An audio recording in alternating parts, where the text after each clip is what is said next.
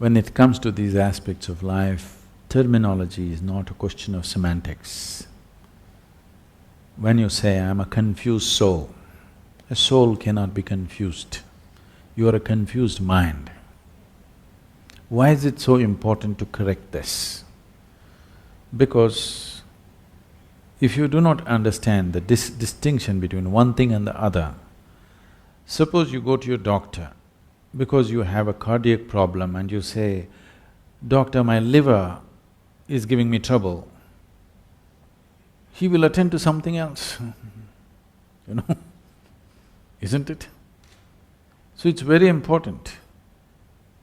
It is not a question of semantics, it's just not just a question of splitting hair.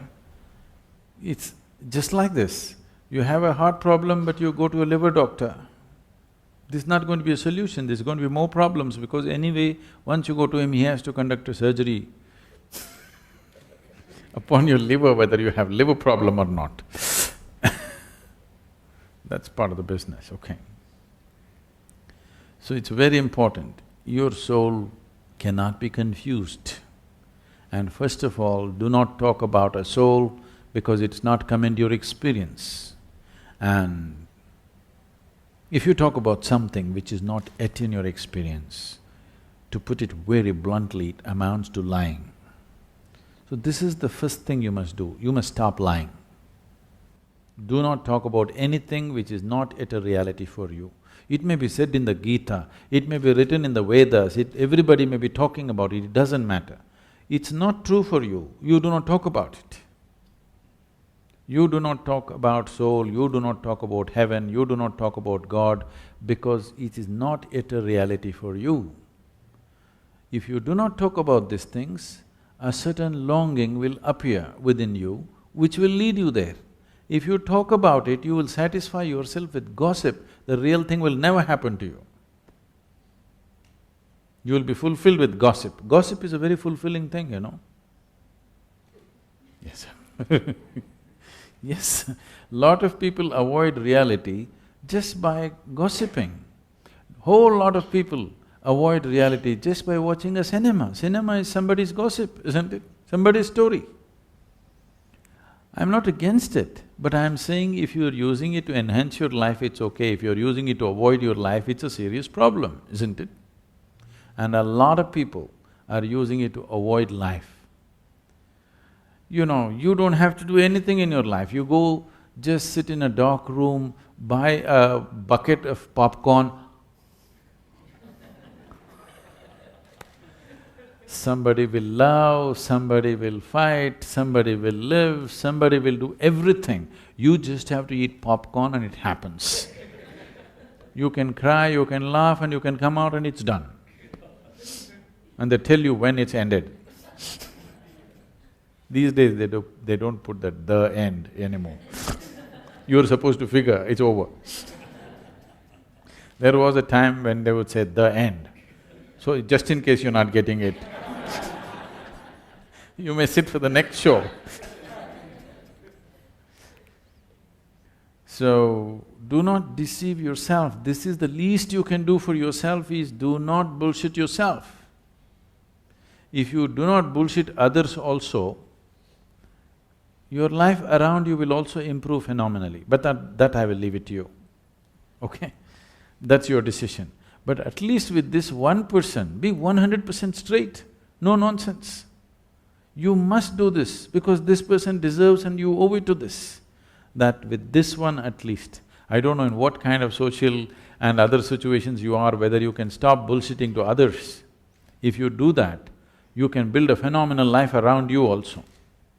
If you can do it around yourself, it's great, you'll build something wonderful. If that is not possible, at least with this one person, do not bullshit this person.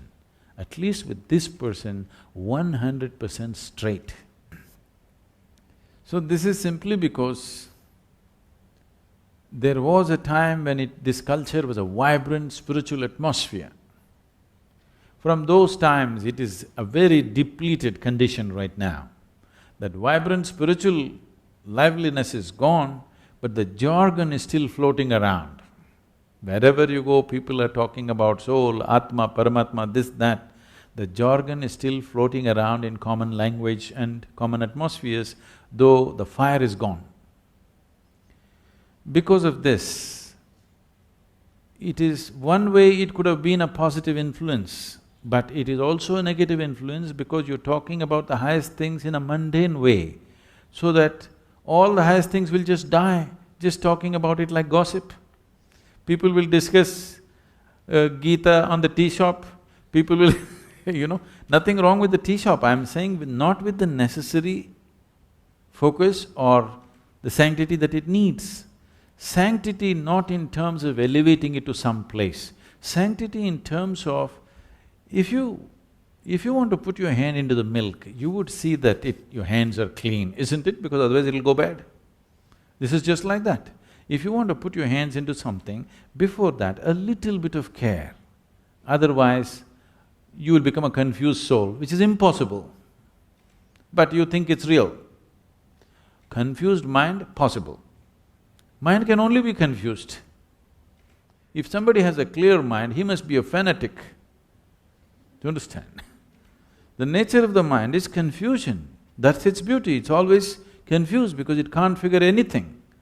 But it can gather everything and mull over it endlessly. This is the nature of your logical mind. Mind is always going to be confused unless you're a single-track idiot or you're a fanatic. Otherwise, mind will be confused. A confused mind is good. If you know how to organize your confusion, if you know how to handle your confusion, if you know how to increase the enormity of your confusion consciously, if you can handle your confusion consciously, mind is a very productive instrument. If you're looking for a mind which is not confused, you can go for a brain surgery. You can remove half of it, there'll be no confusion. Clear? The more intelligent you are, the more you will wonder, the more you will be confused about everything. The more profoundly you look at life, the more confused you will be. And it's good. Only somebody who doesn't look at anything, who's got a parallel vision, he is dead sure about everything. So you must either be an idiot or a fanatic to do that, and there's not much difference between the two. So now, your mind is confused. That is the nature of the mind. You have to learn to use the confusion to your benefit. If your mind is not confused, that means it's not constantly receiving. It is a blocked up mind, your mind has become a concrete block which is dead sure about everything. Otherwise, constantly if you're perceiving more and more information, it is always confused because it is always receiving much more than it can ever process. So much information, everything that you see, if you see little more carefully, right in this room you can see so many things that you never thought possible in your life, do you understand? If you observe just one thing, it will happen like this. It is just that people are saying like this and they don't see anything. If they pay enough attention to any one thing, you will see a simple ant can keep your focus on for the rest of your life, it has so much in it. So everything around you, if you pay enough attention, there is so much information, no way can any mind ever process it. Only an unattentive mind thinks it knows everything. An attentive mind is always wondering and confused about every little thing in the universe. And that's the way it should be. You should not suffer your confusion. You must understand if you're constantly confused, that means you have a functioning intelligence. Yes. So, once you have separated your soul and your mind,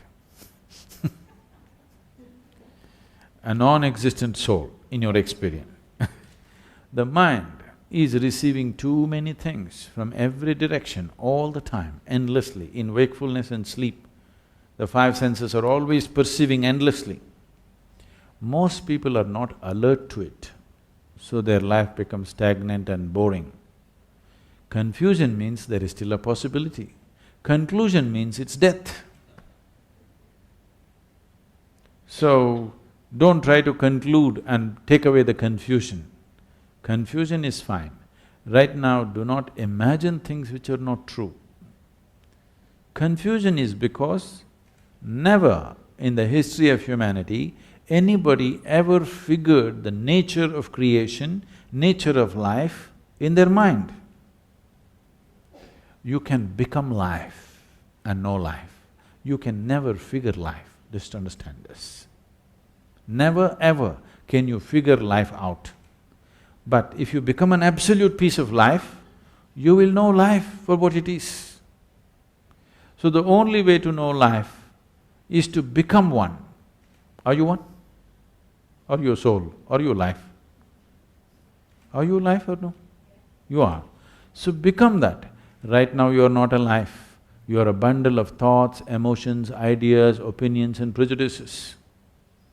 That is more dominant than the life in you, isn't it? Yes or no? Your thought and emotion is occupying more space than the aliveness that you are. So you are not experiencing yourself as a piece of life, you are experiencing yourself as a bundle of thought and emotion and whatever else. This is a wrong perception. Because you're alive, you may think. You understand? Not because you think that you exist. Because you're alive, you may think if you wish. But right now, the thought process has become so compulsive that people think that is more dominant or is predominant to life. It is not so. It does not… your thought does not exist before life. Because you're alive, you may think. Thoughts, if one's thought is so, focused towards one thing in his life, nothing else seems to matter, such a person is free simply because of his thought, not a confused thought process. That thought process will not protect you. But if one's thought is like this, that it is absolutely connected to one thing and one thing only, a focused thought, such a thought can give you a lot of protection and a lot of purpose and a lot of capability. That's a different thing. But right now you are not in that state, it's better to use a simple tool. And you don't have to worry that somebody is going to affect you. You need to understand this. If you protect yourself, you will also protect yourself from well-being. Do you understand? So the protection should be such that only what is not necessary for you is filtered. You need a filter, not a wall. Yes? If you build a wall around you, it'll protect you from life itself. Lot of people are doing this. They want to protect themselves from death and danger, but what they will succeed is they will protect themselves from life. Even life won't touch them. They're so safe. Don't become like that. Life should touch you. Even if life smothers you, it's better than remaining untouched by life. Thank you.